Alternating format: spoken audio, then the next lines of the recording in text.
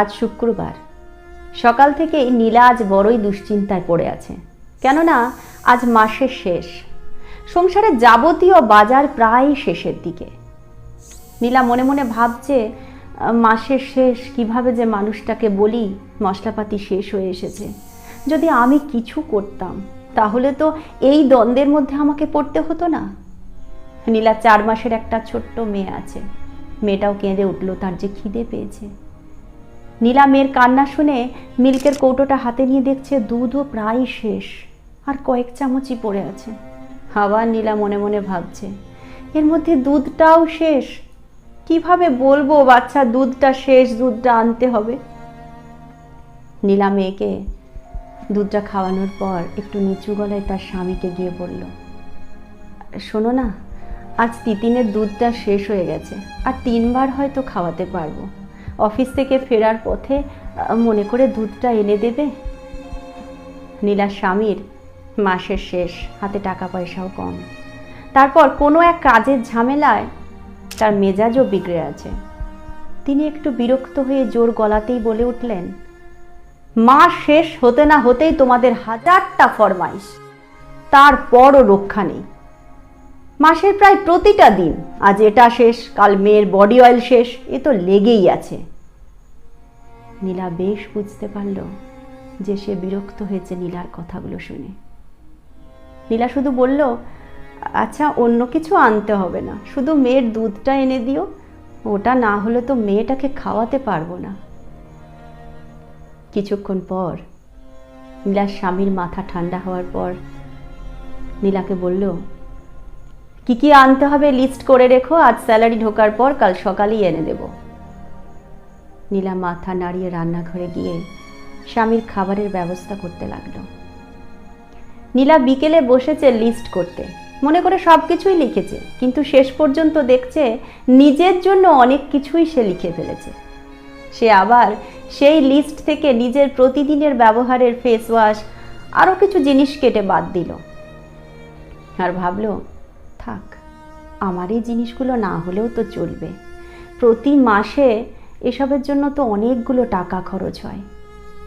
নীলা লিস্টটা রাখতে রাখতে ভাবছে, আমি যদি কিছু করতে পারতাম তাহলে আমি আমার প্রতিদিনের ব্যবহারের জিনিসগুলো, নিজের শখের জিনিসগুলো, ভাই বোনদের জন্মদিনে ছোট্ট একটা করে উপহার, পুজোর সময় বাবা মাকে কিছু উপহার তো দিতে পারতাম। মাসের শেষ সপ্তাহে মেয়ের দুধটাও তো কিনতে পারতাম, কাউকে তো চাইতে হতো না। নীলা তার স্বামীর কাছে দরকার ছাড়া টাকা চায় না, কারণ তার আত্মসম্মানে লাগে। যখন খুব দরকারে টাকা চায়ও, তখনও তাকে অনেক কৈফিয়ত দিতে হয়। নীলার কাছে এই কৈফিয়ত দেওয়াটা খুব লজ্জাজনক, তাই সে কারোর কাছে হাত পাততে পারে না। কিন্তু নিজে যে চাকরি পাচ্ছে না আর 10 জন ছেলে মেয়েদের মতো, ছোট্ট মেয়েকে বাড়িতে রেখে কোথাও যে বেরিয়ে গিয়ে কিছু করবে, নিজেরটুকু চালানোর মতো রোজগার করবে, সেটাও পারছে না। তাই প্রতিদিন প্রতিনিয়ত নিজের মনের সাথে আর বাস্তবের সাথে অন্তর্দ্বন্দ্ব করেই দিনগুলো কেটে যাচ্ছে। বেকারত্ব শব্দটি শুনলেই সবার আগে ছেলেদের কথাই মনে হয়। আজকালকার দিনে এসে বেকারত্বের জ্বালা যেন শুধুই ছেলেদের, এমনটাই ধারণা বহু মানুষের। কিন্তু মেয়েরাও যে চিরকাল ধরেই এই জ্বালা বয়ে বেড়ায়, সেটা খুব কমজনই ভেবেছে। সুদূর অতীত থেকে আজও একইভাবে মেয়েদের বেকারত্ব চলে আসছে। জন্মের পর থেকেই বাবা মায়ের চিন্তা হয়, একটা সময় তো বিয়ে দিতেই হবে। মেয়েকে ছোট থেকে পড়াশুনো শিখিয়ে একটা ভালো প্রতিষ্ঠিত ছেলের যোগ্য করে তুলতে হয়। ঠিক ততটুকুই পড়াশুনো শিখলেই হবে, এমনটাও ভাবেন অনেকেই। কিন্তু একটা মেয়েকে পড়াশুনো শিখিয়ে প্রতিষ্ঠিত হওয়ার পর বিয়ে দেওয়ার কথা খুব কম সংখ্যক বাবা মা চিন্তা করেন। যে মেয়েটিকে পড়াশুনো করে প্রতিষ্ঠিত না হয়েই বিয়ের আসরে বসতে হয়, তার বাকি জীবনটা বেকারত্ব নিয়েই কেটে যায়। কারণ সবার কপালে তো আর তেমন শ্বশুরবাড়ি জোটে না যেখানে সে নিজেকে প্রতিষ্ঠা করতে সমস্ত রকম সাহায্য পাবে। বিয়ের পর তার মাথা সিঁদুরটুকু কিনতেও হাত পাততে হয় স্বামীর কাছে।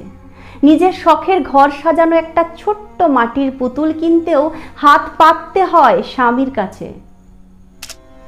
রাস্তায় বেরিয়ে ব্যাগে যখন দেখে 20 টাকা পড়ে আছে, তখন সে চাইলেও আর রিক্সা করে বাড়ি ফিরতে পারে না, রেখে দেয়, যদি কখনো ওই 20 টাকাটাই খুব দরকারি সময়ে কাজে লাগে।